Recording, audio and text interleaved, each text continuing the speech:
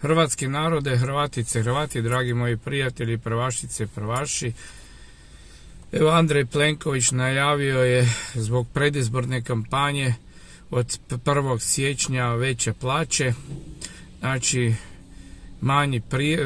ukidanje prireza, manji porezi i smanjenja doprinosa. I sada se javio gradonačelnik grada Zagreba iz komunističke, bolševičke, homoseksualne stranke Možemo, Tomašević, je rekao da ako Plenković to učini, ako ukine prirez 18%, da će oni povećati tramvajske karte 5 puta.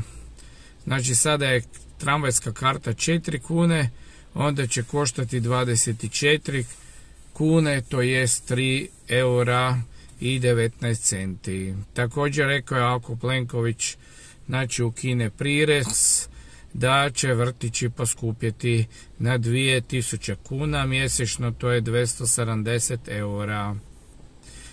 Znači, saznali smo da grad Zagreb od prireza dobije 126 milijuna eura i sada bi oni mogli bez toga ostati. Mnogi gradovi u Hrvatskoj, pa i moja Koprivnica, prireza nema, pa sve funkcionira normalno. Prirez je stvoren da se pljačka hrvatski narod. 18% veći prirez, 18% manje plaće. Hrvatski narode, Hrvatice i Hrvati, Plenkoviću nemojte vjerovati, to je samo njegova predizborna kampanja, a Tomašević umjesto da gleda za vas da bude bolje, on već najavljuje mjere, kažnjavanje za takve osobe da glasate. Ni za HDZ, ni za Možemo. Sve vam je to isto. Soroševo društvo.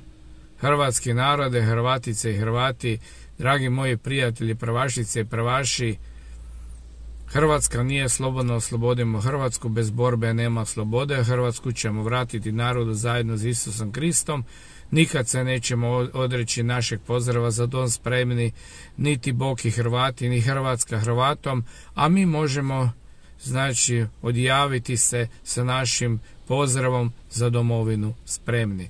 A za domovinu ili za dom to je isto. Znači, neprijatelji, mrzitelji Hrvatske ne vole kad kažemo da smo spremni braniti svoj dom, pa ne vole i kad kažemo i da smo spremni braniti svoju domovinu.